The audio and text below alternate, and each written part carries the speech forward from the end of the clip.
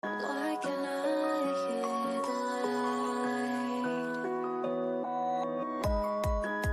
It's okay, we've been here before. Carry on the light, they won't know it hurts more.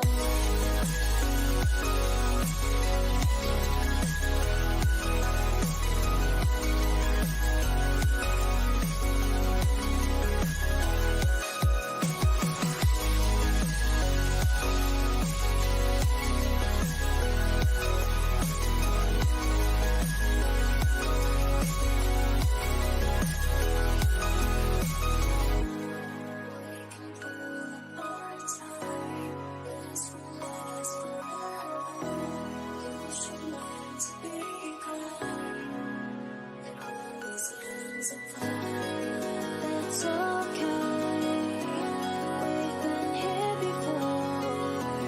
Carry on the light, they won't know it is.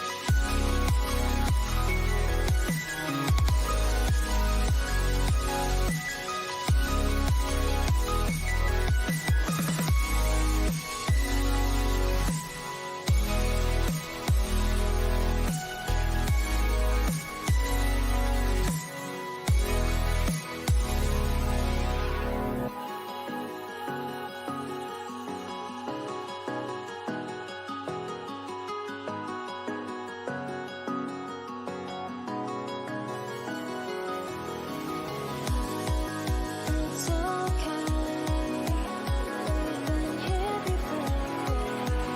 Carry on the light, they won't know it hurts more.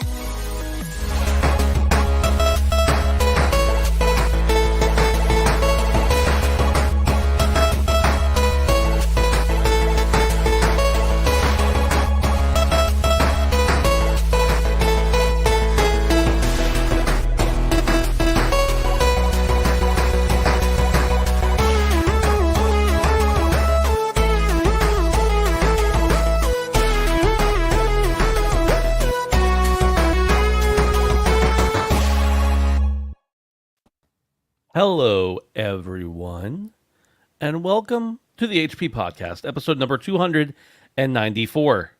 I'm Ben, and with me here today are two of the most beautiful boys you've ever seen. First up is Dave, or Davey, or Davey Wavy Baby. He'll answer to anything. I've tried. What's up, Dave? Hey, I'm good. Just completed my first week back at work after Oh, paternity leave and got a really nice email today from a daycare. We finally got into daycare. We've been on the wait list since 4 months before our baby was born. mm-hmm. Getting a spot in a daycare where I live is kind of awful. Yeah. So I was really excited to get that email today. So Like any daycare or just like good daycares where they don't beat your children? see, I don't know, and that's I'm kind of so we got an offer, and we're gonna go tomorrow and see the place, and like I'm already planning like what life's gonna be like without a baby at home during the day, which sucks. Like the day we drop her off for the first time, I'm going to ugly cry in Sure. public. Yeah. But I'm also kind of worried that like we're gonna go tomorrow and it's gonna be like Dwight Schrute's office daycare. Do you remember that episode? Yeah. We had? Yeah. Yeah. In which case we would have to like be like, you know what, we're gonna go back on the wait list. But no, it's just like there's a lot of people and not a lot of daycares, and the government just introduced like this subsidized daycare, but like everybody can get it. So yeah. Anyways, it's just basically this. As soon as you know you're pregnant, you need to go on a wait list around here. So you're on a wait list. You've been on a wait list for a year Since or more? June of 2023. So And you've never even gotten a tour? They won't give you a tour ahead of time? I suppose if you really wanted to, you could say, "Hey, I'm on the wait list. Can I come see your place?" But you just accept whoever asks, like, Gotcha. who gives you an offer. And we got one. Okay. It's from a YMCA, so it's gonna, it's reputable. But Sure, yeah. yeah, it's a wild situation. So I don't know Yeah. how many PS5 Pros are in my future because daycares are expensive. But Yeah. hey, it is what it is. I've never had to do the daycare thing, but I imagine it's stressful. You're like, this is my most valuable possession. Please take care of it. Yeah, And then they either do or they don't, and you don't really have any control. exactly. It's Not to give you any more jitters, Dave. but you got to work. So Well, yeah. yeah, Don't you work from home, Dave? Are you just being lazy? Is that what you're... I do. But it's like you got a kid. You can't. I've tried for the last week. I'll be frank with you. It's not Yeah. easy trying to work with a baby running around. So Yeah, I do understand that for sure. Brandon, how's your daycare situation going? Oh, dude, they're cooped up 24/7. All my kids, stuck in that low hanging, hammock. I'm doing all right, man. I'm doing all right. We're out Brandon, here. you should go for a tour of a daycare. Just walk up by yourself and be like, "Can I just look around?"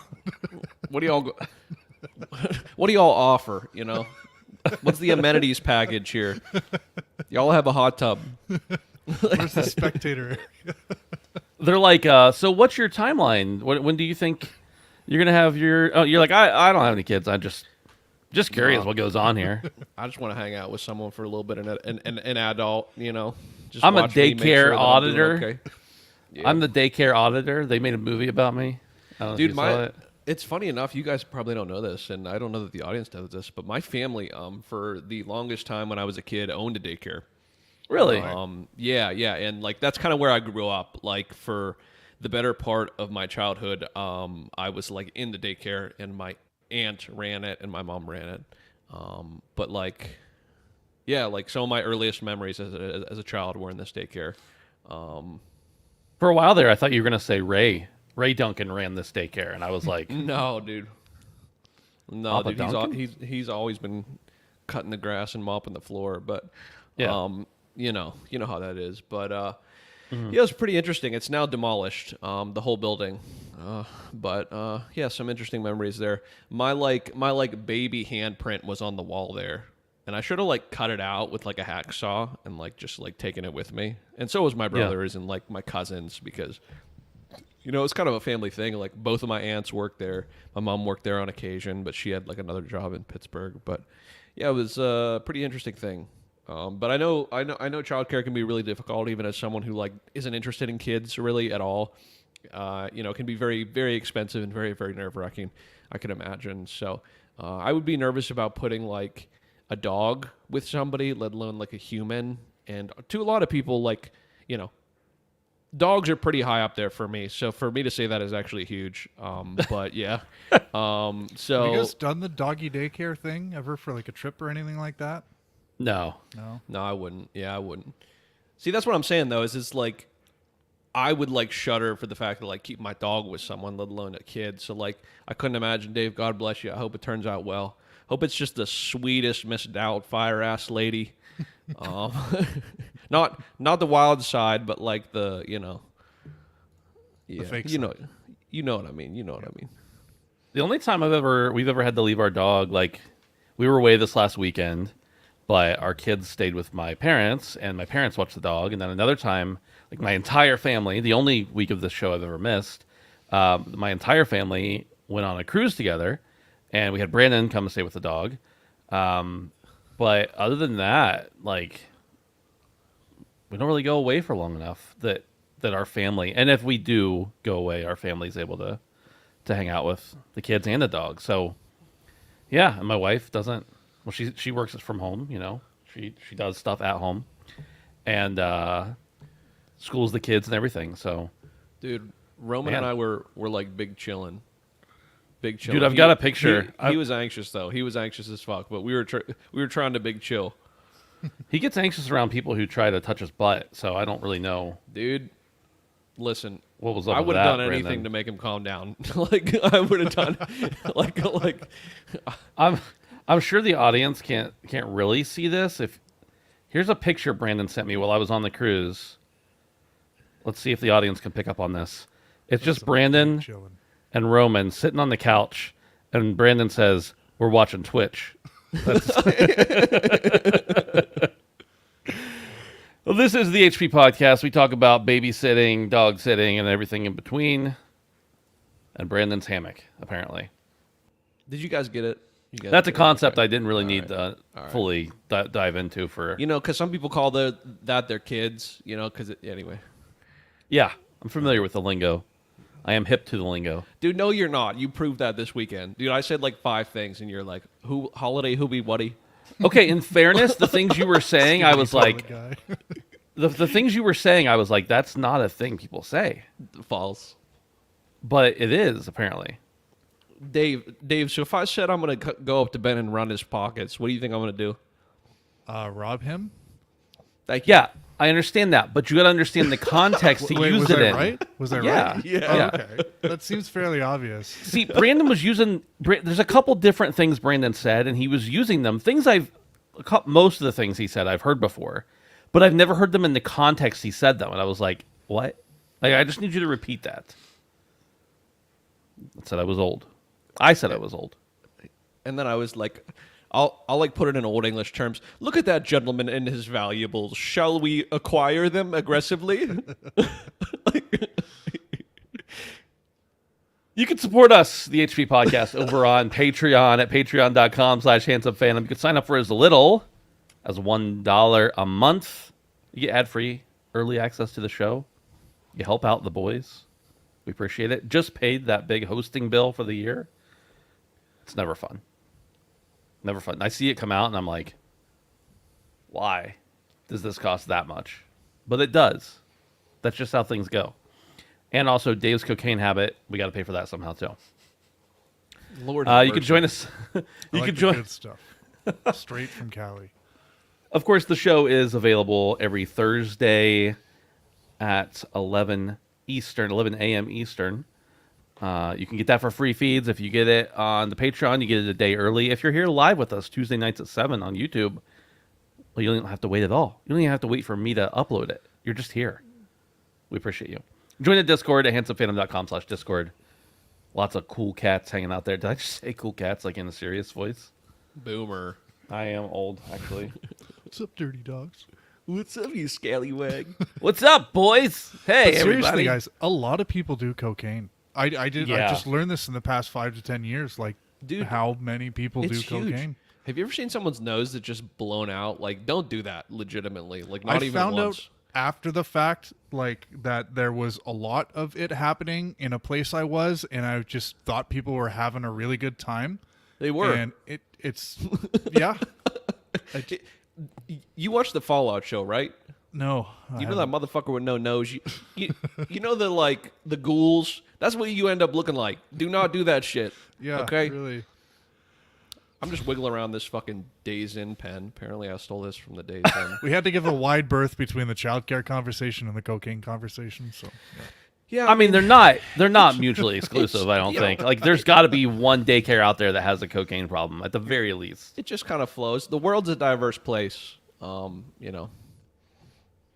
Have you guys ever seen cocaine in person?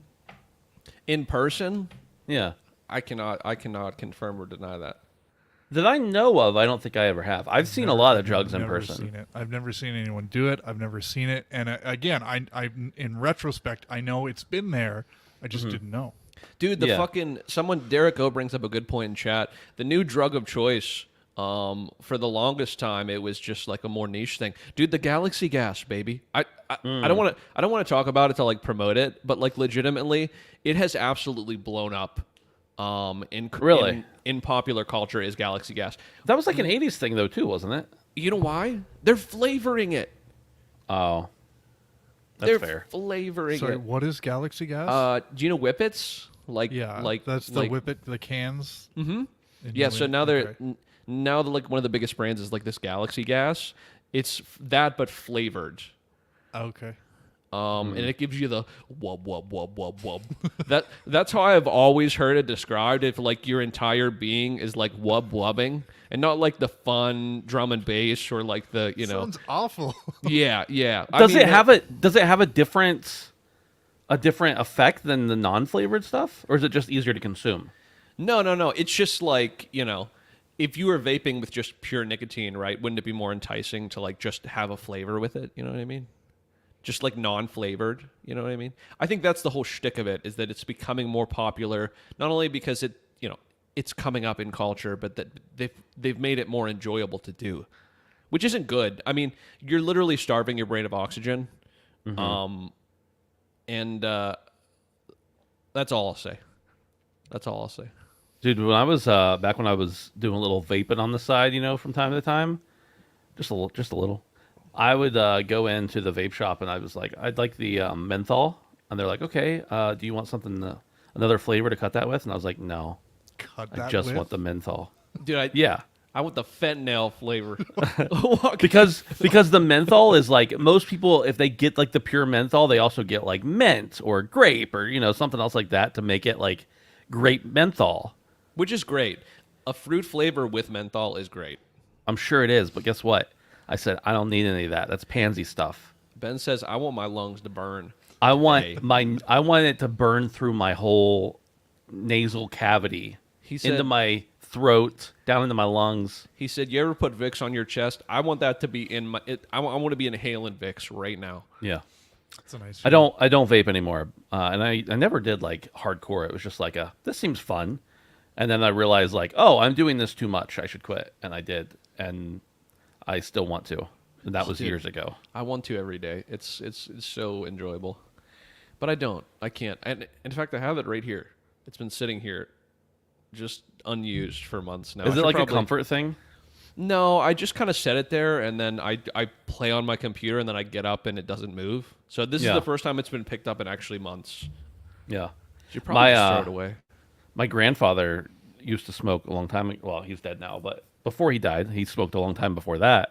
And he quit. And he was like, but, the hardest thing was just not having it with him. It was like a comfort thing. He always wore like a nice, I don't know, a button-down shirt with a pocket in it. And he always would keep his cigarettes there. So when he quit smoking, he had a pack of cigarettes in that pocket, and every day he'd transfer it into the next day's pocket and just keep it there with him. It was like a comfort thing. And he said finally, when he was like ready to be done with it, like okay, I don't need this comfort thing anymore, he took it out and just was like, I just want to see what they look like, and opened it up. And he said that when he opened it up, like all the cigarettes just like powdered into the bottom, like the air hitting them just like made them all evaporate, just disappear entirely. Jesus Christ, bro. What a G. Real G shit. Dude, using a pack of Leones as an accessory is like some hard-ass, old-head-ass shit. I mean that respectfully, though. Like, respect. I mean, he would have been born in like, I don't know, 27 or something like that, 1920, about 100 years ago, Shit, I'd still smoke them. Well, roll them up into a new one. Get a new paper. Roll the whole thing, dude. It's like a cacophony of tobacco. Yeah. Dry aged. Fair enough. You guys want to talk about the PS5 Pro? What the fuck are we talking about for the past 18 minutes, boys? It doesn't matter. thought this was after dark for a minute. But yeah, me too. I'm about it. It's mostly my fault, dude. No. This is good. Deal with it, everyone. The PS5 Pro. Yeah. Has been announced. We all knew it was coming. It was the best or the worst hidden secret. We knew it was going to happen. We talked about it, I think, as recently as last week. But now, today, we came out. Mark Cerny came out in his usual ASMR voice, gave us a 9-minute long presentation. We'll talk about all that later, but I want to read from the PlayStation blog about the system.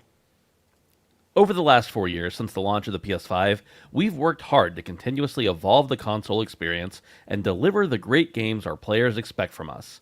Today, I'm incredibly proud to announce the next step in that evolution and welcome the PlayStation 5 Pro into the family. Into the PlayStation family, our most advanced and innovative console hardware to date. We developed PS5 Pro with deeply engaged players and game creators in mind, as many have asked for a console that runs even higher fidelity graphics with smoother frame rates at 60 frames per second. We achieved this on PS5 Pro with several key performance features. 1. Upgraded GPU. With the PS5 Pro, we are upgrading to a GPU that has 67% more compute units than the current PS5 console and 28% faster memory. This enables up to 45% faster rendering for gameplay, making the experience much smoother. Advanced ray tracing. We've added even more powerful ray tracing that provides more dynamic reflection and refraction of light. This allows the rays to be cast at double and, at times, triple the speeds of the current PS5 console. AI-driven upscaling. We're also introducing PlayStation Spectral Super Resolution, an AI-driven upscaling that uses a machine learning-based technology to provide super sharp image clarity by adding an extraordinary amount of detail. They go on to say a bunch of other stuff. Enhancements to Game Boost, which can apply to more than 8,500 backwards compatible PS4 games playable on PS5 Pro.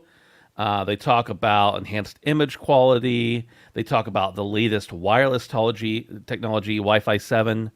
I don't actually, by the way, know how important Wi-Fi 7 is, because really nothing else has used it that I know of. And also I've got Wi-Fi 6 and I'm still pulling like a gigabyte down on that thing, but whatever. PS5 Pro fits perfectly within the PS5 family of products and is compatible with the PS5 accessories currently available, including PSVR 2, PlayStation Portal, and the DualSense Edge, Access Controller, the Pulse Elite, and the Pulse Explorer. The user interface and the network services will remain the same. The PS5 Pro will not come with the plate, the stand that you put under it. It's sold separately. It will also not come with a disk drive, which can be purchased separately. It will have a 2 terabyte SSD, a DualSense wireless controller, and a copy of Astro's Playroom, a 4-year-old game, installed on every PS5 Pro purchase. A 4-year-old tech demo. They didn't mention that. That was my commentary, by the way. Prices. MSRP, $699.99 United States dollars. That's 700 Great British pounds, 800 euros, and 120-ish thousand yen. Boys, I don't know where to begin here. Wow. Dave, let's go with you, because you're the one who opted for the digital console to begin with. And I want to get your take just from digital to digital console. Straight up. I know you had talked about like, oh, if the PS5 Pro has a disc, I might be interested, etc. But you don't have to talk about disc, whatever. Let's just hear what you have to say first. Yeah, I obviously been looking at some of the reactions on the internet today from this, and I think I feel the same way as a lot of people, where I think the first thing that jumps off the screen is the price, and it's $700 US. That's going to be 800 in Canada. So that's a tough sell. And I was watching that presentation, and I'm watching them show games that we can relate to, i.e. games that we've all played, and some of which are pretty old, and I was waiting for them to show something new that would maybe sell this a little bit more. I was also watching Mark Cerny, and something about him looked off. So there was a little part of me that was going to be like, are they going to show us that like Mark Cerny wasn't real, and like he was being like presented as like on PS5 Power, the PS5 Pro or something like that, but no, we just got a whole lot of really old games. And I understand that this wasn't supposed to be a game showcase. This was a 9-minute tech demo, but it just really kind of made me feel like Sony didn't read the room very well. And I think the most telling thing is I was chatting to a friend, and we were talking about it, and I said the price, and he said, for that price, I can get a decent amount of PC parts to update my PC to something a little bit more current. And I kind of thought that's really the benchmark these days is everything good on Xbox is also on PC, and most of the good stuff on PlayStation is also the exclusive stuff for PlayStation is also on PC. And everything third parties on PC. So it's like that's kind of what you're competing with here, Sony, and you didn't really do a good job of positioning yourself well there. So I don't know. The unfortunate thing is this they positioned this thing as Sony was reacting to some recently emerged customer need, and I did like the way they positioned it as they said we have the choice between graphics and performance mode, and 3/4 of the time people are choosing performance mode, i.e. they want better frame rate. But we all know that day one of the PlayStation 5 planning meeting in 2013, 14, whenever it was, they sat down and they said, okay, we're going to release the PlayStation 5. And then 4 years later, we're going to have the, extra, the Pro version. And it's going to look a little bit better. But I mean, this isn't a reaction to any need. This is really just people bought the PS4 Pro, so we're going to do it with the 5. So I don't know. In my opinion, this thing needs to fail, but it won't because it's Sony and people buy this stuff, and it's just crazy that people are going to be buying it at this price. But yeah, I don't know.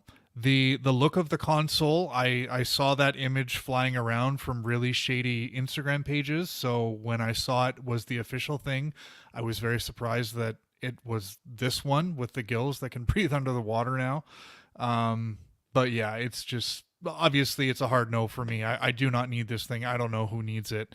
But yeah, I don't know. Does anybody have anything positive to say about the PS5 Pro today? Yeah, a little bit. Okay. Brandon, talk to me about the console that started off its showcase reveal with a game from the PS4. Yeah, I mean, that's part of the problem. That's part of the problem altogether. We talked about this before we knew it was like officially here. I mean, we've known this is coming, right, for a long time now, for most of the year. But the fact that, most of the games that are already on PS5 or on PS4 had a hard time reaching the milestones that I think is even achievable for the base PS5. So to have something that then has more power when the original console's power wasn't even really tapped, as far as I'm concerned, really is kind of strange for me. I do think the price tag is a bit steep. I will say, as far as that goes, having had a PC now and having a console for a long time, I think I would have been a lot more enticed if I didn't have a PC. But anybody who's on the fence, I think will see this price tag. Now, if you're a console person and you're like, I want the ease, I want the best of the best, but I want the ease, then I think this will draw in that crowd. Like, I genuinely think it will. But yeah, I mean, the upgrade's cool. The 2 terabytes cool. I think that does have something to do with the increased price tag, is that the memory is expensive. The one really cool thing that I did like is the Pisser PlayStation Spectral Super Resolution, the AI-driven upscaling. Pisser looks really interesting to me, and I'm wondering why Pisser isn't integrated into the normal PS5 as well, and if we'll get a Pisser upgrade for the. I'm sorry, but I'm not. That's actually a really interesting thing to me, because having had a PC in the past 2 years, software like DLSS adds such a significant amount of value to what you're doing on your screen at any given moment, like a significant amount of value. So if they could do this right, I mean, this could be a huge game changer, but it kind of makes me wonder at the same point is if they're trying to push both, 4K and 60 or 4K 120. It's like, will most of these games even support like variable frame rate? Like, I don't know. I still feel like we're going to be locked in between all of these settings that we're not going to be having on this console. Like that thing specifically, the DLSS, is to like push like 15, 20, 30 more frames out of something, maybe like 45 more frames. And it's like going to have that option, or is it just going to be like, I don't know. Some games let you unlock the frame rate, but not all of them. So like there's a weird in between right now for me where it's like they're talking about putting all of this extra power in, which I think is good. But also it's pretty steep.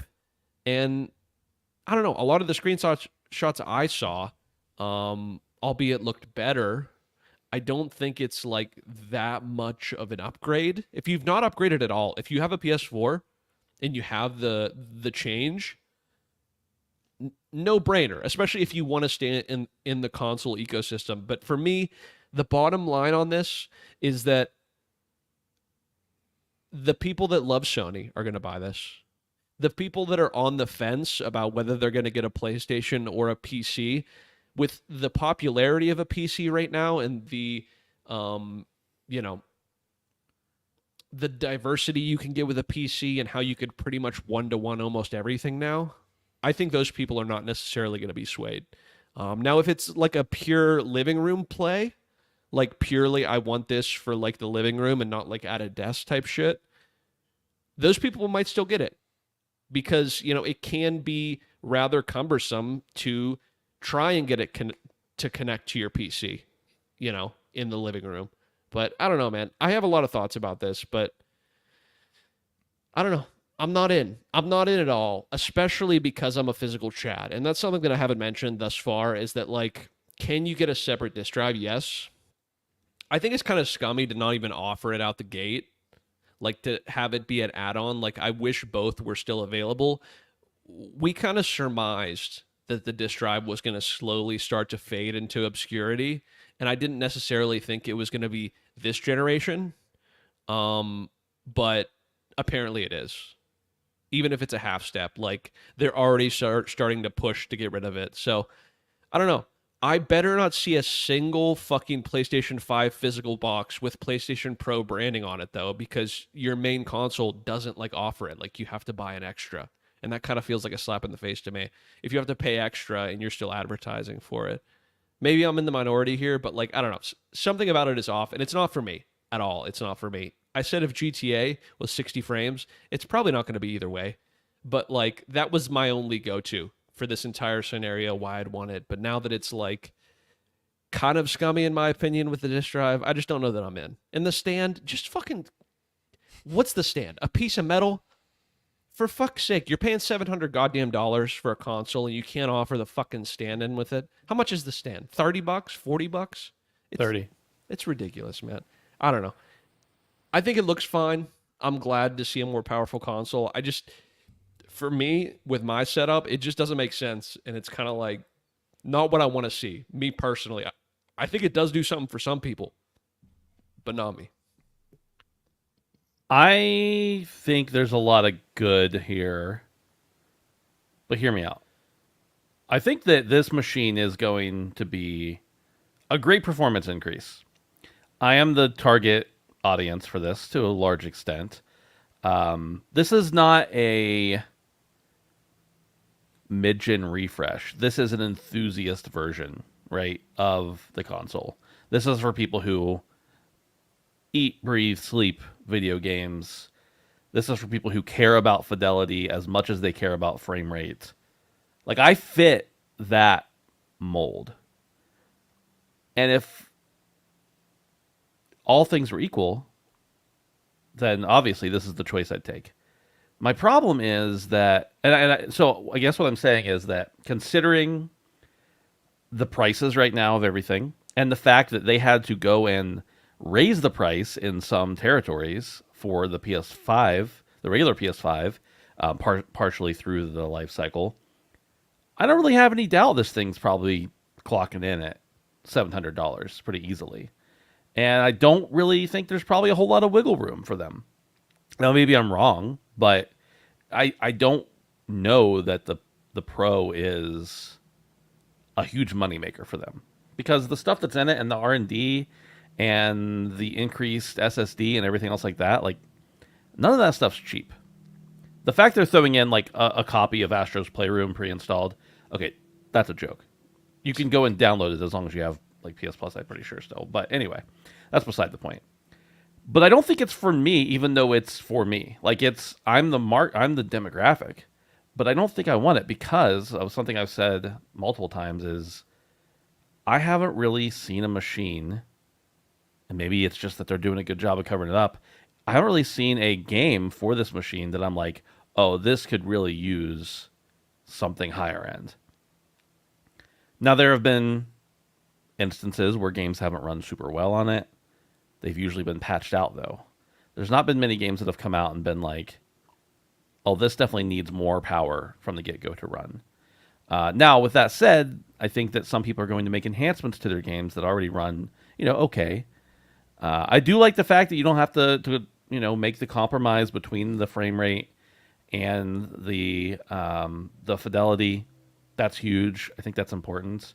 Yeah, but that's what they say though, right? Isn't that what they They said said that about... for the regular PS5 as well. That's the problem, though. That's what I'm saying is the problem is they can say whatever they want, but when the software comes out and it performs differently because the developers don't optimize their games, like, yeah, all of the first party games, the Sucker Punches, the Naughty Dogs, like they're going to look and perform amazing. You're going to have no compromise. But everything else, it's a fucking, you're throwing it in the wind and you only have so much overhead and customization on these things. I didn't mean to interrupt you, but like that's my problem is that they need to prove that it's going to do this. And so far with the normal PS5, they didn't. They didn't because it's fucking shooting in the wind, really. But Brandon, they showed us a game from the PS4 running really well. Yeah, I bet Multiple of them. I There bet was one Minecraft thing- runs great. Sorry, there was a one piece on that really kind of confused me, where they sort of set up the show that that concession between graphics and performance would no longer need to be made, but then they kind of walked it back and they said they were the words they used were narrowing that divide, which kind of sounded to me, and I've been saying for the longest time, if we got to a point where we didn't need to pick between those two and we just got the best graphics and the best frame rate, but they kind of walked it back. So is that not going to be the case with the PS5 Pro, where you're still going to have to pick? I'm sure they're still going to have modes, if I got to be honest. But I mean, when the PS4 Pro came out, they did have different modes, and there were some games that definitely benefited from it. But it certainly wasn't every game by any means, even the ones that updated everything. So I don't know. I guess I'll go back and pick up where I was and say just like, I think this is probably worth it. I don't know if it's worth it for me. One, my budget, everyone's budget's different. My budget probably just doesn't allow for it right now. And two, like I am mostly on PC now. And none of the games I've played on PS5 this generation so far have I felt like I was disappointed with and I needed more from them. Maybe the game itself I was disappointed with, but not the performance or the visual fidelity or anything like that. Yeah, it's always nice to get more, and I am that guy who always wants more, but like I'm very fortunate in that I have a nice PC that I am able to use. So maybe I'm not the target demographic anymore. I don't know, but a few more gripes. This is called the Professional. The PS5 Professional. I don't know what else Pro is supposed to stand for if it's not professional, by the way. I agree with Brandon. A $30 stand. Maybe not everybody wants a stand or uses a stand, but come on. It just feels like nickel and diming. The disc thing, the whole not having a disc drive. I get it. People are moving more towards digital. By and large, it's at least equal, if not more, people are buying digital. But when you're buying a professional console, a pro console, shouldn't they have all the bells and whistles? Like when I buy a MacBook Pro, it's got the thing that separates it from the regular old MacBook Air, the MacBook whatever, is that it's got more ports. It's got all the things I need. It's got more, of course it's got more power, that's implied. But it's got all the stuff, all the accessories. And this doesn't have all that. And I understand, a lot of people don't need it and don't want it and won't use it. But that's not the point. It's that you're putting out your highest tier console. Just seems like they should have been able to squeeze that out of there. Because once you put that in there, let's say you don't even need the other thing, you're looking at what, $780 US? For a lot of people, that's totally fine. But again, we're talking about an enthusiast market here. And we're talking about a mid-gen refresh or a mid-gen upgrade. And for many people who are going to be the most invested in their system, you have to imagine of those people, at least a good handful are people who own discs already and want to play them again without having to make another purchase. So I know a lot of people are like, I'm digital only, whatever. That's fine. You're welcome to be. But what about the people who don't want to be? Like that. I just don't understand why, I don't need to connect 7,000 things to my MacBook Pro. I need to connect a few things, but not a ton. But the fact that they're there makes me feel a little better about spending the extra money on a higher end console. And it just makes the it puts the price difference into perspective a little bit more for me. It's like, well, I'm getting a better console, but I still have to pay more to get back up to the same capabilities I had on my regular PS5. So all that said, I don't know. I don't really think that $700 is out of whack for what this is. The SSD is apparently, amazing. I mean, it's amazing on the regular PS5. I'm sure it's even better, and now it's bigger. I'm sure that takes up a lot of room. I'm sure all the other moving pieces and non-moving pieces are going to take up a lot of that bandwidth on the price. And frankly, I don't really know that I could have expected them in the current global market to make this thing cheaper than it is. It is an enthusiast product. I get it. Part of the reason too is when we think about when the PS4 Pro launched, I believe the PS4 by that point had a couple of price drops. At least one. And so when the PS4 Pro came, it was probably around the same price that the PS4 was when it initially launched. But I think because the PS5 hasn't had any price drops, and in case now we know in some markets it's actually gone up, that this price is jarring for a lot of people. Yeah. I do, just to play devil's advocate, Keeley posted a comparison of the prices of the consoles with adjusted for inflation, and it really isn't that bad, but it's still, I don't know. The only thing that's bad about that thing that Keeley posted is that all of the console prices he posted, and I know, again, I'm speaking to probably not the majority of people, all the console prices he posted, including the PS5, were the disc versions, adjusted for inflation. And you're getting now a disc-less one. So add $80 more to that price tag, and it starts to look a little different. Because we're talking about apples and apples here, right? Like, okay, yeah, we're just looking at price tag, right? For the same capabilities. And between, you go PS3, PS4, PS5, PS5 Pro, then all of them, we should be comparing all of them being able to read discs, because that's what the other ones were. So, yes, other than that, I agree. And adjusted for inflation, it's not terrible. But the reality is the PS5 came out 4 years ago, and adjusted for inflation, it's already $100 more than it was when it came out. Compared to PS1 1997, it's a pretty good deal, adjusted for inflation. But compared to the console that came out a year ago, and you're taking something away from it, that's a little rough for me. But just to put a cap on it, I think it's probably worth it. I think it's a hard sell. I don't think it's for me. I think they're going to sell a lot of them. Those things conflict with each other, I understand, but I think that's the case. I think they're going to sell a lot of them, regardless of all the other bullshit that we just talked about. And I think it might be for me someday, but it's just it's not in the books for me right now. I want it. I do want it. I've said that many times. And I guarantee when GTA 5 comes out, or 6 comes out, and it runs at 20 frames on regular PS5 and 60 maybe on PS5 Pro, then I'm going to be like, well, shouldn't have done that. Should have got one. Dude, there were games I bought last year that ran at 1080p 60. Yeah. Lords of the Fallen, an Unreal Engine 5 game. The performance mode was 1080p 60. Yeah. You know how shitty it looked on my 4K TV?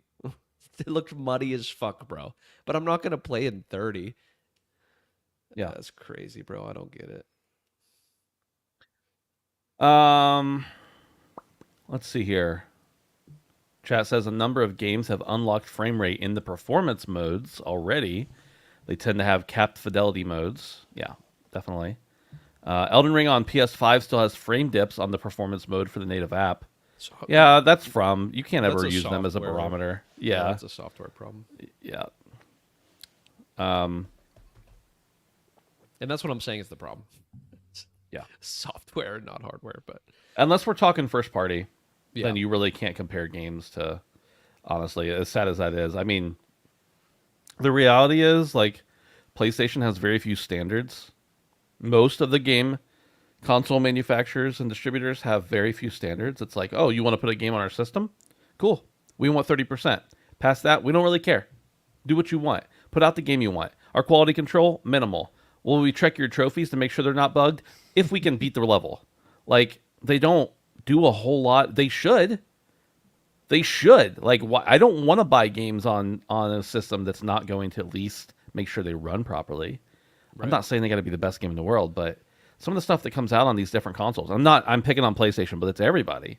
It's like, really?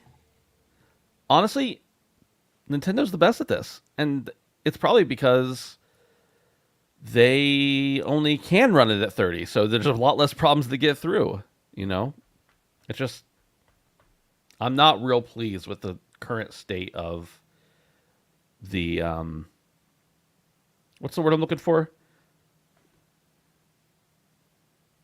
Ecosystem, them letting games on the store, like the, market shitification. The market shitification is what I'm trying to say. Like, it just seems like it just sucks. Put people in there who want quality games on those systems. Make your system. If PlayStation were to say, like, guess what? If your game has a bug in it, we're not releasing it. Not a bug, but like if your game is buggy and unplayable, or it's hard to watch, or it's got giant frame dips and skips, can't release here. Any console, whichever console does that first, I'll be loyal to for the next generation. It's not going to happen because they need that money, but the first console that did that, guarantee they get so much loyalty, so much right away. PS5 Pro will launch on November 7th. It'll be pre-orders available on PlayStation Direct on September 26th, and anywhere else October 10th will have pre-orders. So you're going to pre-order, Dave? Sorry? I said, so you're going to pre-order then, Dave? Yeah, obviously. I want to line up somewhere. Day one. 3 I'm going to days start in waiting advance. outside in October. You could just order online in September, I don't know. It's a couple weeks. I want Cerny to hand it to me. You want Mark starting to hand it to you? Yeah. Dave's like, I want my games digital, but I want my experience to be physical. Very physical. Oh, my God. I think that's all. I think we've beaten that horse to death, honestly. We haven't. There's so much more to say, but I don't want to be the one to do it. Number 2. This is just a feel-good story. We needed one here. Warhammer 40,000 Space Marine 2 is already breaking franchise records. With the official launch of Warhammer 40,000 Space Marine 2 yesterday, the game is ripping and shredding a previous record for the entire Warhammer video game series apart. That's because the co-op shooter saw over 225,000 concurrent players on Steam. PC Games N pointed out this total sets a new concurrent player count for the entire Warhammer series, including the fantasy games. Space Marine 2 secured the top spot with 225,690 concurrent players per SteamDB, overtaking Total War Warhammer 3's peak of 166,000. So it beat it by 80,000? 60,000? Something like that. Space Marine 2 hasn't had a full weekend under its belt yet, and honestly, that was the people who paid for the extra expensive edition. Boys, I peeped a little bit of this game last night.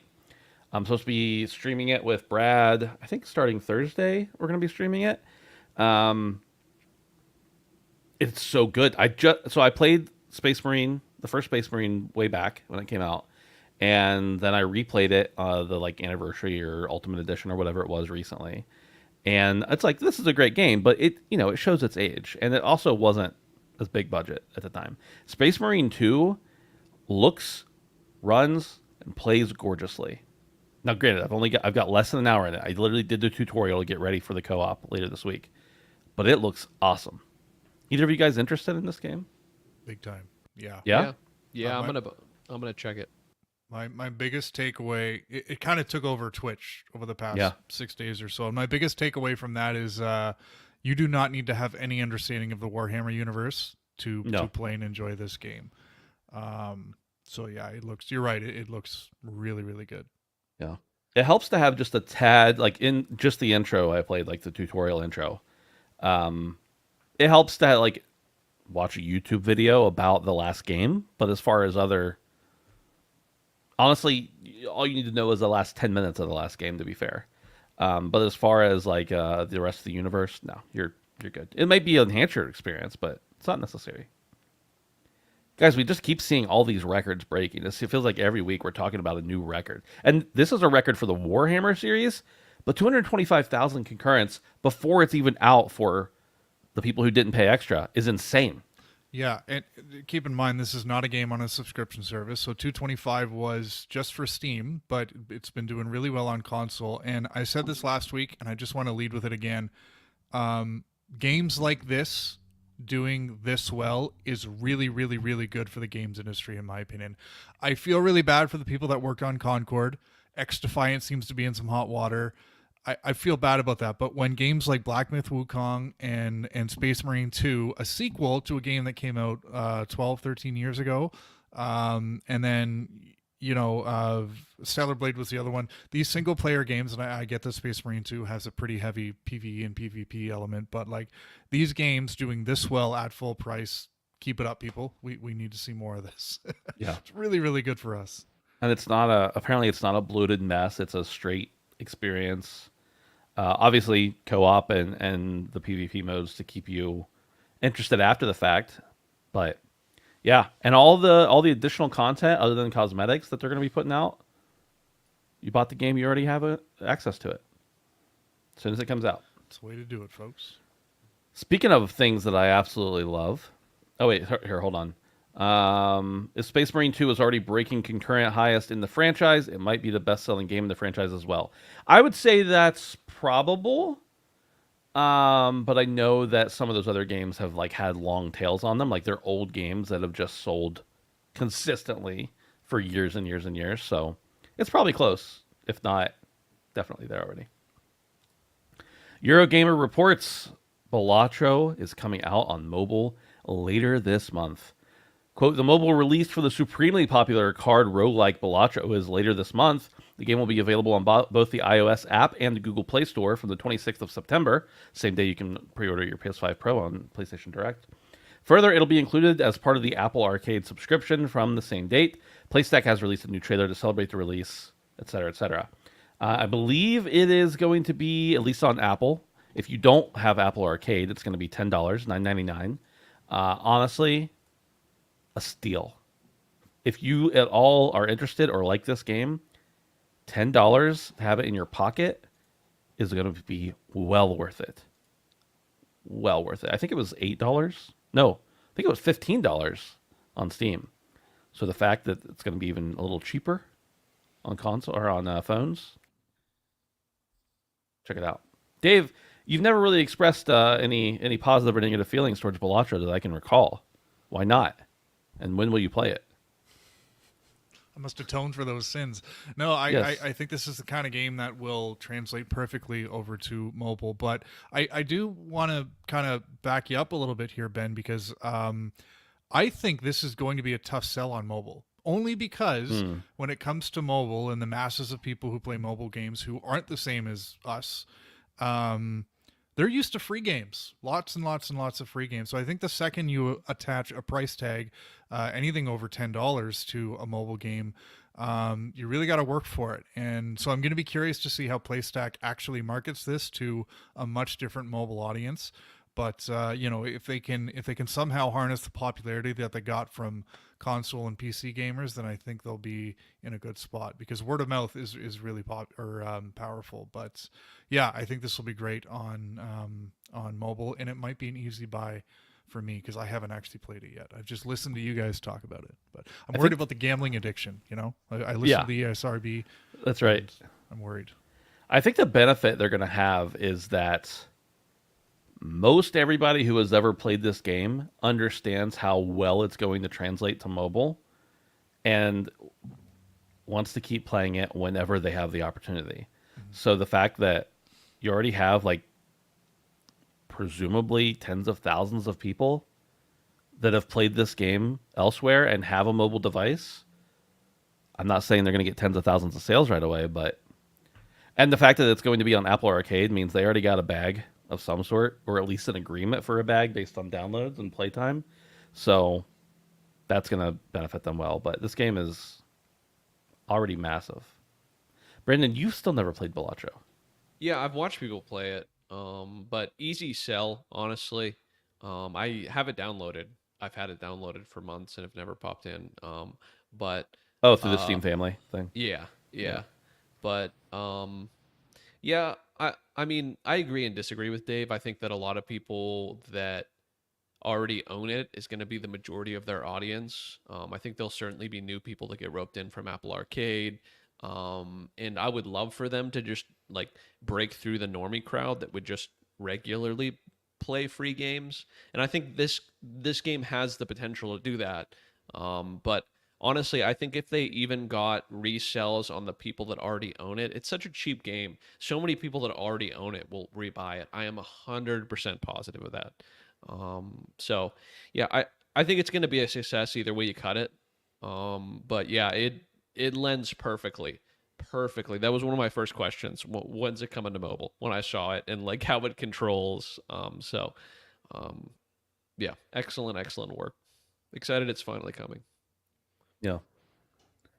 I think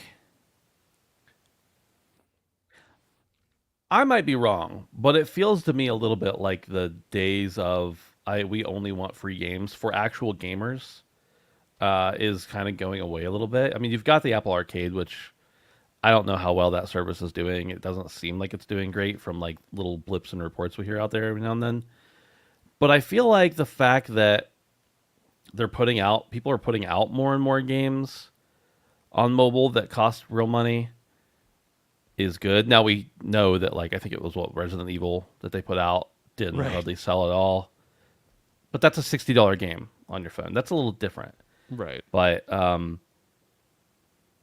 yeah, I think this might be one that doesn't sell as much, but it's going to be more like the hardcore are going to get it. And then, you know, Aunt Betty is going to get addicted to it and tell all her friends at tea on Thursdays, and they're all going to play it then because the only problem is no microtransactions. That's the biggest thing it has going against it. There's no microtransactions. They don't have anything to spend all their money on. I actually had an Aunt Betty. I forgot to mention, if you haven't seen the launch trailer for this, the mobile launch trailer, please watch it. I wish Yeah. Keeley would add a trailer of the year category to the Game Awards because this should win. It's really funny. Yeah, Yeah. it's pretty good. It's definitely pretty good. Oh wow, got two more stories here. They should be quick though. They should be quick. Black Myth Wukong has topped $850 million in gross revenue on Steam with an average playtime of 27 hours. This is from yesterday. This article came out from WNHub.io. I don't know what that site is, but it's what popped up on Reddit. Says it's reached 852.4 million in gross revenue before platform fees and taxes, of course. That's just on Steam. That's about 17.8 million units, apparently. Kind of insane. That's just it's not even talking about on PlayStation, where apparently it's performing very well. In addition to that, guys, any thoughts on this one? That Cool. wish list number is insane. I just I missed quickly that. looked at. Sorry. I missed that. Where Yeah, 4 million wish lists is what it had before launch. On Steam DB, the current wish list, which it only shows games that aren't out. Number one is Silk Song with just under 300,000 wish lists. And then it just kind of goes down from there. So 4 million is an absurd number of wish lists. it is crazy. Yeah, I mean, we talked about this before. It's kind of no surprise. 27 hours is a pretty good amount of playtime. Sometimes whenever you get these games that are super popular, oftentimes not full price games, but people will just dip in for a while. So 27 hours, some games are right around 27 hours long. So for people to have not only played it, to get a concurrent player count or even a player count period like that, but to get people to actually play it for a lengthy amount of time, is good. Yeah, there's no doubt we'll see more from this studio in the future, monkey related or otherwise. But Currently 84,000 in game, which for a single player game that does not have a lot of post game content. What are we at? 3 weeks after launch, 2 weeks after launch, whatever it is. to say we're still pretty fresh at launch, We are, but we're weeks at least right? for a game that's not that long. It's pretty good. My opinion. I had a non-gamer bring it up to me in a conversation this weekend. They mentioned something about a monkey game. Yeah. Black Myth Wukong. I know what you're talking about. We were like, yeah, Ape It's, Escape. it's transcended the sweats, is what it's Wow. done. Wow. Could this be China. the next Elden Ring? Yeah. No, we can't. It's already past that. We can't ever get there again. From Software has been working overtime, apparently. From Software has officially confirmed they're working on multiple projects simultaneously. Given that they currently have no other announced projects, they're free and focused on upcoming titles that should be revealed soon. Recently, the company started a campaign to hire more employees as they shared through their official Twitter account. In one of the posts, they mentioned they're looking for development staff to play a central role in several new projects. From Software has consistently delivered games, but until now, it didn't seem like they had the infrastructure to work on so many projects simultaneously. We don't know how long we'll have to wait to enjoy some of these titles, but we can talk about the numerous leaks that have surfaced in recent months, such as a game centered around magic, or even a possible sequel to Elden Ring. Brandon and Dave, you both played Elden Ring, and Brandon, you've played many Souls games, From Software games in general. Yeah. How you feeling, Brandon, about knowing there's multiple projects coming? Is that a good or a bad thing from a studio like From Software? This is amazing. The only blunder that From ever ends up making is not caring so much on the performance side of their games, and it's never like egregious. It's usually just like kind of annoying. It's not as bad as some studios, but as far as like quality of game, I'm not concerned with working on multiple projects lowering the quality, just because that's like the mark of a From game is consistency. Maybe not performance all the time, but like consistency in gameplay, consistency in vision, consistency in art style, consistency in story, even if the story is sometimes convoluted and through item descriptions, but consistencies. Yeah, this is great. I do not think any studio would be able to, make me not nervous about this. But from, I'm confident. I have all faith in From. And I would love to see some magic. We already got a lot of magic in other games. I'd love to see an Elden Ring sequel. I'd like to imagine that's probably a little bit further out. I would highly doubt the next thing we see is Elden Ring at all. I wouldn't be surprised if we're looking maybe 5 years down the line or more. But yeah, this is good. This means we're going to get consistent From games from here on out, and that's really all I'm interested in. So yeah, this is good news, especially because they're beefing up the team, and they do it right. We've talked a lot about how From treats their employees, and how it's important that a lot of the people that have stayed there continue to stay there, and that's a good sign from teams. If you can get people to stay, it makes all the things I just mentioned even better. The consistency in your employees is just important, and it seems like that's the kind of atmosphere they have. So to add to that team is good. I'm not worried about it getting bigger than its britches. Dave, how you feeling? Yeah, I'm feeling good. I would love to see From focus on Elden Ring for like the next 10 years or so, the same way they did with the Dark Souls franchise. I do kind of worry when I hear that studios like this are expanding, because it can sort of threaten the quality of what they've put out, and From has just been such a beacon of quality for so many years. But we have to keep in mind that they were predictably working on Elden Ring, Armored Core, and Erdtree all simultaneously at one point, and all three of those games were excellent. So they're moving in the right direction. But yeah, I would love to see more Elden Ring sooner rather than later. So yeah. Dave, would you like to go ahead and make a resolution that you'll beat their next game without a guide? No, Okay. I'm not going to do that. That's what you did with Elden Ring. Yeah. Yeah. And I didn't need a guide. I needed a Brandon. Yeah, okay. Honestly, boys, the popularity of something like the seamless co-op mod really gets me thinking, right? Is what if they make a slightly different style of game that is very, very similar to Elden Ring, very, very similar to Dark Souls, but is tweaked slightly to nurture the clear investment people want in this game being fully seamlessly multiplayer. Now they even commented on it. I mean, we talked about it a while back that they commented that it was interesting and they weren't kind of rolling out something like that being in the future. Not really giving a yes or no type of scenario, but there's no doubting that the popularity of that on PC specifically was astronomical. And even the amount of people that have made content on it, the amount of people that stream it, it's like a big presence in the From community as the seamless co-op mod. And so I would have reason to believe that From is looking at this because for the most part they absorb the feedback that they're given as a good studio. So I would love to see that.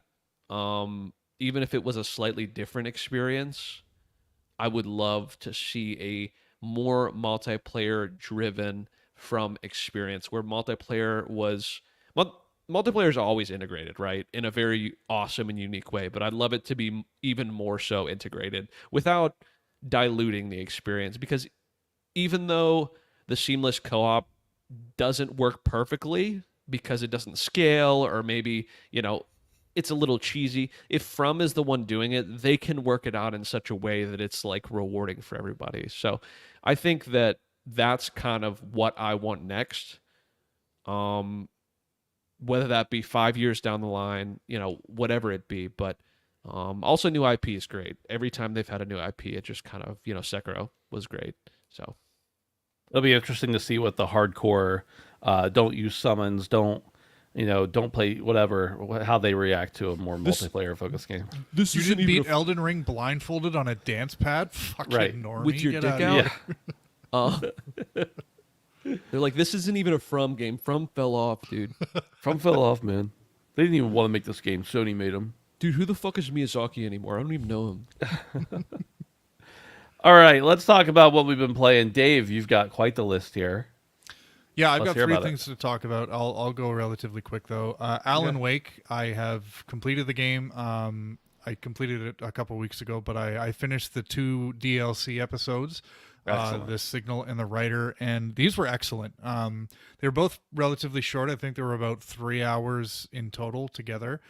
But they really add some very interesting gameplay ideas that I kind of wish were in the main game. Basically, what happens is you bring words to life with your flashlight, and you can use those in very interesting ways to fuck up a whole bunch of enemies at once. So like for one example, you're in this like room with all these blast furnaces, and each one of the furnaces have the word like explode in front of them, and if you hit them with your flashlight for long enough, they explode. So you kind of kite enemies into one spot, and like all these explosions are going off, and there's a lot of really cool different ways that mechanic is used throughout the 2 DLC chapters. So it was kind of interesting though, because like these 2 chapters were not inconsequential to the story. And it's kind of like, if you want to get the true ending of Alan Wake, like you need to play these games. Back in the day, these were paid DLC, so a lot of people just didn't play them. Of course, they were part of the remaster bundle, so if you played the game lately, then you would have, or you have access to them. So it was kind of a reminder that there was a time when publishers and developers really tried to capitalize and get additional revenue off additional DLC, because I think that was probably the marketing thing is, you finished Alan Wake, great, but if you want to see the true ending, then pay some extra money for this DLC. So if Alan Wake 2, sorry to cut you off. Alan Wake 2, I'm pretty sure when they introduced New Game Plus, they were like, oh, by the way, you'll really want to see this ending. And that was just last year. Yeah. The DLC, I haven't played it yet. I have it, but I haven't played it.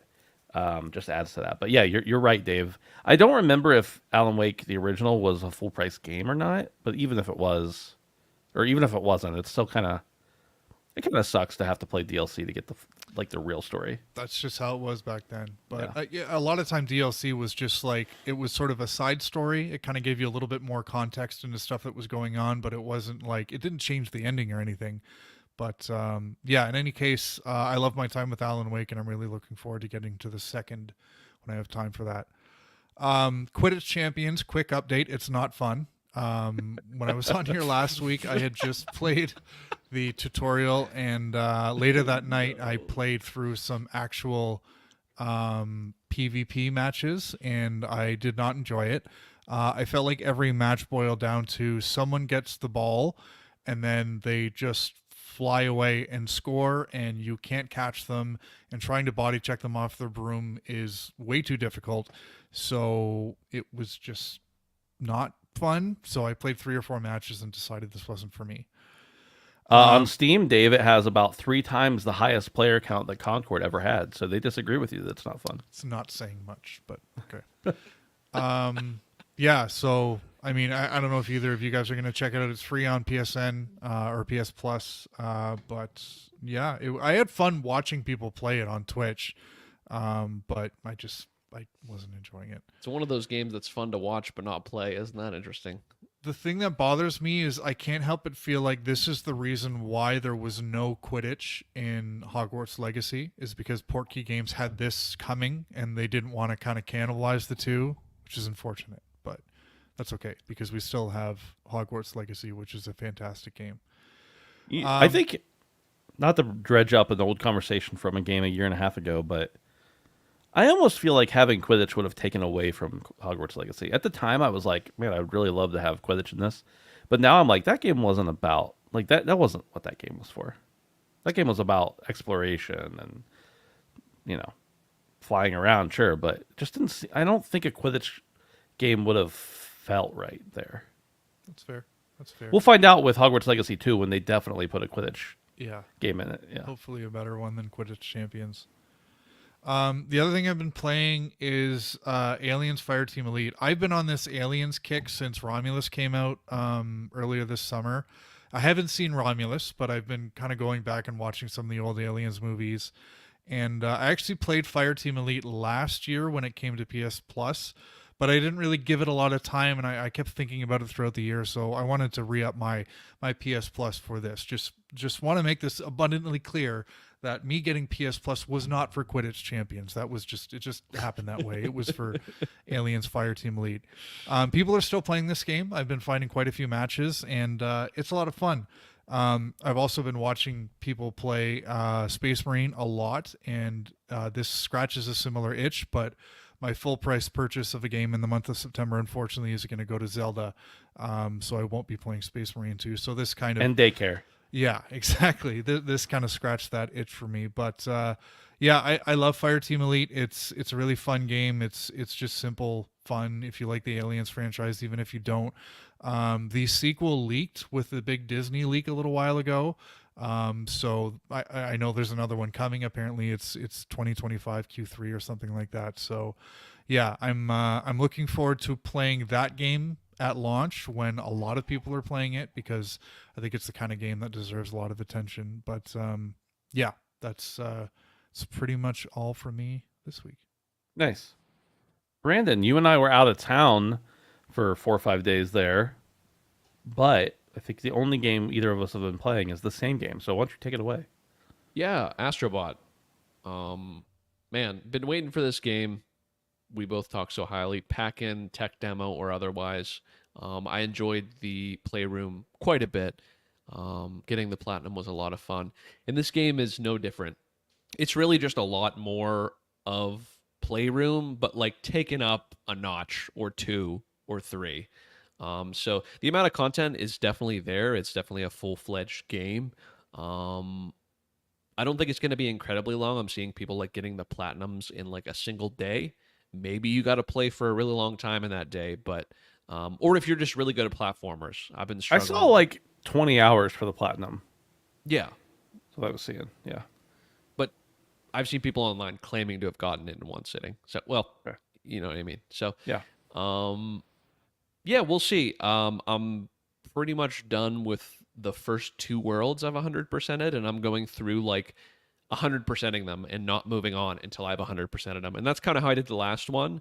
And then I just do a tiny bit of cleanup at the end. I haven't even looked at the trophy list because I'm positive it's going to be in line with the last game based off of how this is kind of shaping up. But yeah, it's great, man. It's all the little brilliant things that the last game had and so much more.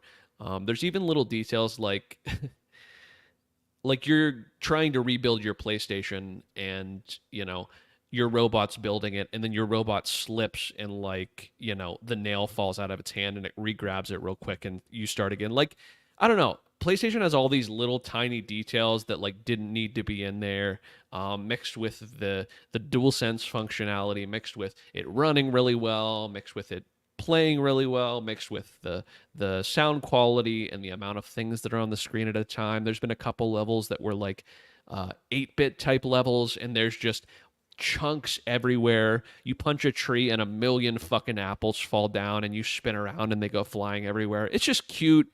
It's whimsical. It's a platformer and a collectathon, and it's great, man.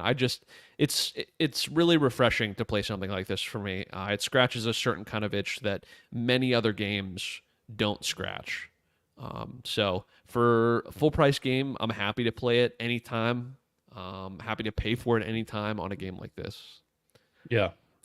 I've only gotten to play, I don't know how many hours, but I finished the entire first like world or whatever, the galaxy or solar system. I don't know. I finished a whole one of those, 100% of it. I kind of had the same philosophy. I won't even move on from the level until I have 100% of it. Yeah, me neither. Just because I know myself well enough to know that it's going to be hard to come back if I don't. And I'm sure once I'm done, I'm going to platinum it. I'll have to go back to some of them and clean them up. But you're right. Everything you said is correct. I think the first game, well, the second game technically, but the one that came with the PS5 was so magical because not only was it like most people's first game they played on their PS5, which is a special kind of thing. You almost always remember the first game you play on a system, whether it's a pack-in or otherwise. But the fact that it also like showed you how the controller worked, and it was cute, and everything about it was just fun and whimsical, like you said, it just makes this one feel special again. And the fact that I know they're going to be coming out with updates, they're going to do some speedrun stuff and everything like that, that's a lot of fun too. The thing that is different, well, there was a little bit of this in the first one, but the thing that makes this one really special is that like every time I'm rescuing a bot, I'm like, oh, that's so and so. I won't. Right. If they've been in a PlayStation franchise, They're in this. they're probably in it. Yeah, guaranteed. Almost guaranteed that they're going to be there. Or if they have some kind of historical affiliation, they're going to be in it. Now, there's some that I'm like curious about. Like, right now, Microsoft owns Crash Bandicoot. Well, guess what? There's a Crash Bandicoot bot. Yes, it came out on PlayStation originally, but how does that work? I don't really know. I don't know what kind of deals were negotiated and everything. But it's excellent. Where's the Very Phil good. Spencer bot? Phil Spencer bot. That's the Yes. deal. That's the deal. That's how they got it. That's how they got it. They put Phil Spencer in the. He's like, guys, I want a free code too. By the way, okay. We sneak Jim Ryan in there. Can you spoil that for us? Dude, I haven't seen Jim Ryan, I but fucking hope so. I'll I haven't punch the seen shit him. out of him. it wouldn't surprise me if he's in the credits because he would have been probably working there while it was Oh, underway. But taking credit for Astro Bob, but not Concord. I see. Classic Jim. yeah. So I don't know how much more of the game there is. I'm sure there's plenty, but I'm looking forward to it because this is a game that I want to play the whole way through, and I want to platinum it. And then when I platinum it, I want to play it with my kids, or really I want to watch them play it. And it might not be, certain parts of it won't be as special as it was to me because, they don't know all these old characters necessarily, but they'll find different things in it that they love that I probably won't pick up on too. So that's really cool. And then after I play it and platinum it and my kids play it, I'm going to play it again, most likely. Maybe not right away, but like this is the kind of, I played Astro's Playroom 2 or 3 times, I think, the whole way through after I platinumed it. So do you mind? The train is here, and it blew 4 times this time. It's unnecessary. No one drives on that road. I remember a guy jumped in front of that train once. Not on this road. It was way down the road. It was down closer to you, Brandon. Maybe they're just honking just in case. Train in vain. Boys, that's all I got. That's all we got. says you should become the mayor and fix that. Greek, the funny thing is, I didn't live here. I didn't live here when I was the mayor, but I did have someone at a different train spot ask me, and when I went to the state and said, okay, here's a complaint people have, they showed me the statistics of how many before they put it, not at this particular one, but before they made them start honking their horns, and after, and there are about 7 million more wrecks a year at train crossings that don't make them blow the horn. So it probably is necessary, but I still hate it. Don't forget, we're on Patreon. At patreon.com/handsomefan. We appreciate your support over there. As little as $1 a month, you can join up, help support us. Just be a part of the crowd. You can also go over to Discord, handsomefandom.com/Discord. Whether you're a paid member or not, we'd love to have you there. Hang out with us, talk some shit about video games and everything else. I think that's everything we got. That's it. Until next time, goodbye. See ya. I think the title for this one should just be The Professional. I had a good one. I put it. Okay, go for it. It was Glory to the EmPROrer. Glory to what? Glory to the so EmPROrer, but I put the word pro in there. I put it in the sheet. So I don't it's see like it. Space Marine plus pro. Okay. Also, I think the pro in PS5 Pro stands for pronoun, not professional. Oh. That makes perfect sense. Thanks, woke.